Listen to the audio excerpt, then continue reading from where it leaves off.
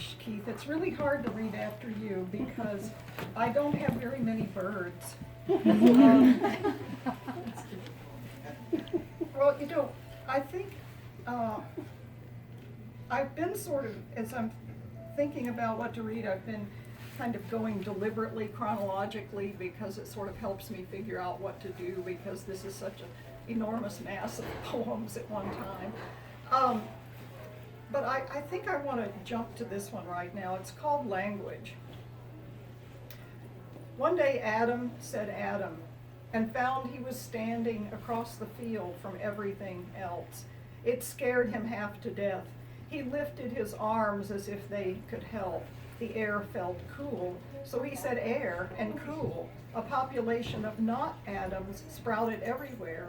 One of them was Eve, a wild card. He heard her clearly, distinct from his internal voice, his private naming. She was singing, in time the Rockies may tumble, Gibraltar may crumble, and sure enough, it was something o'clock already. He saw that her mouth was pink. Pink, he said, because it was small and had lips to push the air away.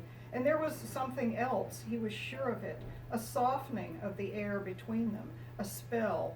Nothing could be the word for it. He was reeling with the wound of it, the chink between subject and object. Light entered, memory followed, and began to tell its own story. He felt himself held in it, traveling within it now, driving toward a particular town. Something's happened, he said to her, but she'd guessed the doom of it already. The wooden signs along the highway, bravely standing for everything that matters. Burma Shave, Collectibles Cottage, the Cock and Bull. She ran a finger delicately along the window as if she could trace what it was that had broken loose from the two of them, that was running away, running crazy out there, never looking back.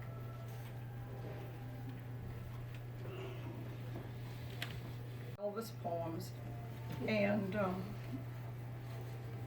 most of them are about Elvis. His biography, I mean, that figures into most of them, but this one actually is my biography.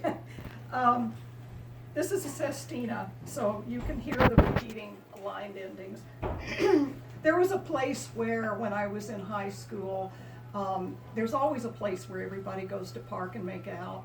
And the place where we went was called Tilly Willy. It was a quarry. It was an old quarry area. And so the name of this poem is Tilly Willy Fog. I'm kissing his poster, my knee. Let me start over. I'm kissing his poster on my knees, on my bed. We're both children in a way. Maybe we stop at 15. We could easily be in the fogged up car at Tilly Willy Quarry. We haven't, you know, yet. It begins here. The rest seems like a vast openness. I cannot imagine past his hand up my skirt any more than he could imagine handing back his songs to silence, or lying on his deathbed without Priscilla or Kathy or Linda or Joe or vast numbers of other girls called in to stop his mind enough so he could sleep. What we know together is half-shut eyes. Call it a fog of desire if you want. But there is something in the fog that is not us, an alertness of mind, a hand running over the entirety of what we know and calling it good. No matter whose bed you get in later, something in your mind stops here. You and Elvis touch lips across the vast distance. Don't sap this up. The truth is vaster than the jewel-belted icon stumbling in a fog of barbiturates. The vibration of the universe never stops. It's all song, the hum of molecules in the hand and lips. And what goes away comes back, a flower bed of humming, spilling over the edge of what you know. You think the fat women who cried didn't know what they cried for when he died? It's no vast distance between them and me. Our souls are bedded in our hungry bodies, taking advantage of the fog at Tilly Willy. Please let me put my hand there, he says, and being scared, he stops there. Nothing ever felt this good, to stop on that note, the mouth wide open, no thought left, no design, waiting for the hand of God to move on or intervene. Its vastness, its plenty, its human spring, pure song, a fog of wastefulness.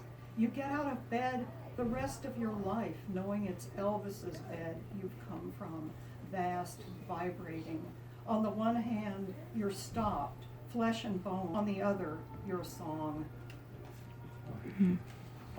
Sort of gets into you. What it was like. My mother dragging the vacuum cleaner like a large cockroach room to room. My mother folded like a moth sitting on the stoop. She's not crying now. She sips her Pepsi through a straw.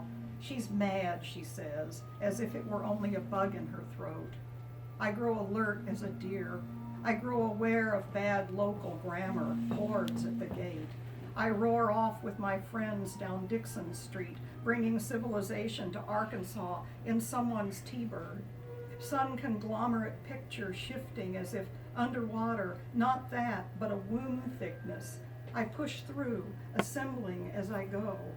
I wish I could hold onto my mother's feet, very small and white, high-arched, ticklish, her feet only, far enough from her eyes in my memory, one brown pupil off to the side, trying to escape, the other dutiful, their hopeless drama.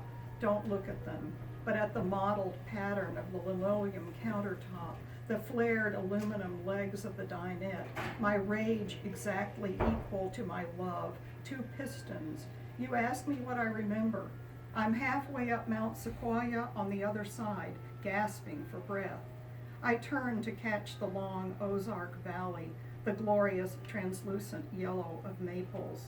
I'll call it mothering because of the way the land and sky hold you, and at the same time lay a hand on the back of your neck like a dangerous lover. That sound like the memory of a foghorn. Was that you snoring here in this room full of others, tethered in their recliners by transparent tubes dripping chemicals? What quiet suffering have you intruded upon? What fragile, joyful thought have you disrupted? You keep saying you because even the you know is some distance from what must be a truer you, the one others know maybe, or the one in the mirror reversed, you'll never know her. Or the one faltering across the room now, dragging her pedestal stand, headed for the bathroom with her swinging bags and tubes. The others are watching. You want to do even this faltering gracefully, a little beauty where it can be had. What does anyone want but a beautiful world? Even the Boston bombers, what did they want but some kind of beauty they could understand? And then the young one hiding, bleeding in the boat, did he think how he might make his exit worthy of the end of the world? Did the officer lifting him gently out, half dead, know how much the two of them resembled the Pieta? No, it was you who thought that, seeing how valuable the load, so once beautiful, so fraught with anguish, so unaware at that moment of the clamor he caused around him, its long echo. We, at our cottage at Central Lake, there's an awful lot of trees and it's all, leaves. We don't do anything to it, and so it's really mushy leaves. And so we have tons of mushrooms, just mushrooms everywhere, which are absolutely delightful. There's so many different kinds. This is called mushrooms. It is so damp here it is like an exhaled breath. The earth has opened its air holes and sent itself up in the form of little castles to check out the other side. Some are bright orange, like small lava bubbles. One is white with ruffled fringe, and there is a colony of other bursts, giant popcorn coated with cedar needles, not to mention Indian pipes at attention, blackened with age. I wouldn't say magic, so easily stumbled over and broken to bits. They come on strong, then withdraw as if they've never been. When you get old, you are not bored with mushrooms. You like to see the bubbling, which is like a champagne toast. You are interested now in the lively conversation underneath. Thank you.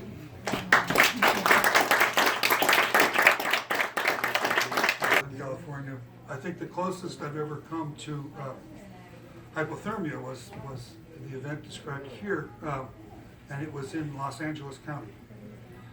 Go figure. Running down from the hills. I lived too close to night and too far into the dry South CA Valley and came out on a high, sweaty trail I didn't know. It took forever on bad knees. Fog was blowing in cold and I was hobbling down too slowly when a mountain lion screamed somewhere below me. I moved more quickly then. Even as I was leaping down that hill, I felt like, man, I'm a 17-year-old boy leaping down this hill. One of my friends at the biological station is a mammologist named Phil Myers, and Phil is a Michigan boy, grew up in Grayling, and for years he studied the migrations of mammals across our state. One of the ones he studied for 30 years is the white-footed mouse, and when he started, being a northern Michigan boy, and went to U of M, he realized that the white-footed mouse sort of was right across the middle of the mitten, and the deer mouse was north of that. And in the 30 years he's been studying that, the white-footed mouse has moved progressively further north until now, in the Lower Peninsula, on the mainland of the Lower Peninsula, he hasn't found a deer mouse in the last 5 years. And I'm listening to him give this talk, and I'm thinking, man, everything they say about climate change and melting ice, nobody ever talks about the friggin' mouse. Not the Northwest Passage, just the white-footed mouse, delicate and doe-eyed, only 25 grams of unrelenting passion pushing north, a few feet each generation, through duff on the forest floor, old logs or tunnels under deep snow, always north, attacking the necessary and impenetrable wall of cold. Some of you fishermen here know the ebony green-winged damselfly, jewel-winged damselfly, which was a bug I did not know. I knew the little blue darters, and suddenly at Horton Creek, up by Lake Charlevoix, I saw this thing, and I went and said to this entomologist from Oklahoma, Ola Fink, I said, what is this green damselfly with black wings that catches the light and turns aquamarine? And she said, oh, you have it everywhere. And after I knew the name, I saw it everywhere, from the Huron River, Net Arbor to the Two-Hearted, where I spent some time. By the way, the last 5 words of this poem are in quotes because they're from the first paragraph of the Hemingway story, but I don't identify them, I just quote them. At the Two-Hearted. Her name is Ola Fink, by the way. At the Two-Hearted. Just flitting around the eye's corner, but only seen when I learned the name. Ebony jewel-winged damselfly. Luminous detail down low in shade or catching quick moments of sunlight on his green body, light reflecting up through black gossamer wings, flashing turquoise into the clear brown water.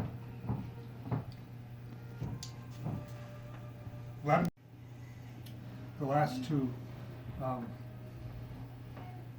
evidence. The evidence of things not seen is in their song. Like whippoorwills calling from an old field above the river at the last hint of twilight, pink sky finally giving up to the dark. Echoing calls, rising from bracken, from birds seen only as quick shadows whose song might move even the mountains. Canoeing at dusk. I am a student in the landscapes of light, alone on a quiet lake as clouds fade from pink to gray, as green shores darken into night. Watery reflections, quickly shifting puddles of purple half-light, play on the waves I paddle through, first catching the last hint of day, and then the waning moon. And one to end on, to face the ordinary. There are moments when you step alone from the forest into a long valley in the mountains. Moments you will remember when you sit for 5 minutes decades later, catching your breath to face the ordinary world. You look out and see moose or caribou moving through the scrub. You stoop down to tracks in the mud and spread your fingers to measure the foot that walked here. The paw is larger than your hand. These moments still filled with joy and fear because an inch or two outside the track are the clear, deep marks of a grizzly's claw. Thank you.